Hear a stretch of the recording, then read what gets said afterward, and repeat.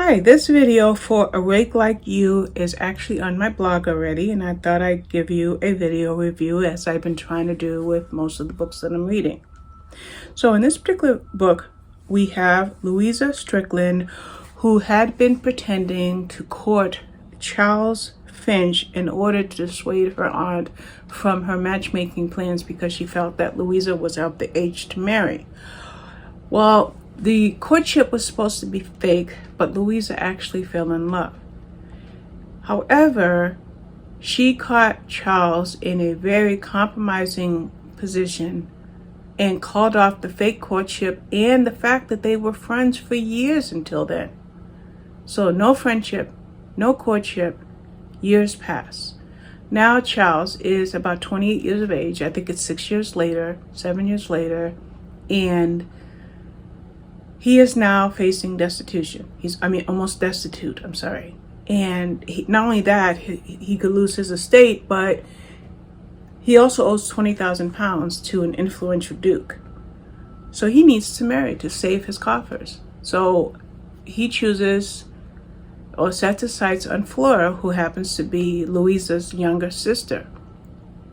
So it's the season, and Flora is looking for a marriage mate, and Louisa is taking that responsibility very seriously, even trying to supersede what her stepmother, Mrs. Strickland, has in mind for Flora.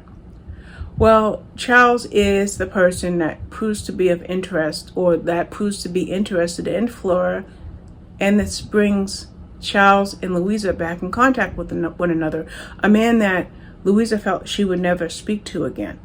Okay, so meanwhile, Louisa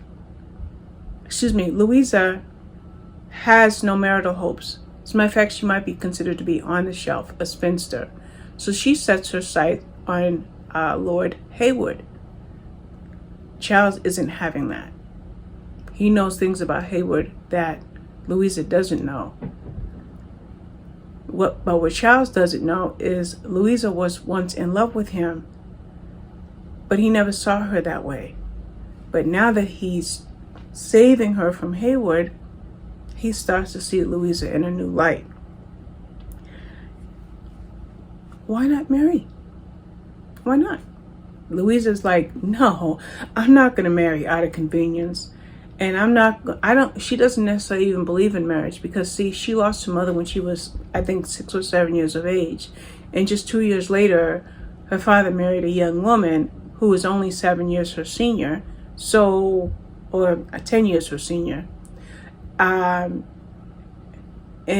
if love is supposed to be forever, how could her father remarry when she was just a child? So she doesn't think she'll ever want to marry, but she wants other things in life. Well, Charles feels like, hey, we should get married. We can put our estates together, and, she can save him financially. But there's more to it. There's a physical reason, but it's something that he feels inept to explain.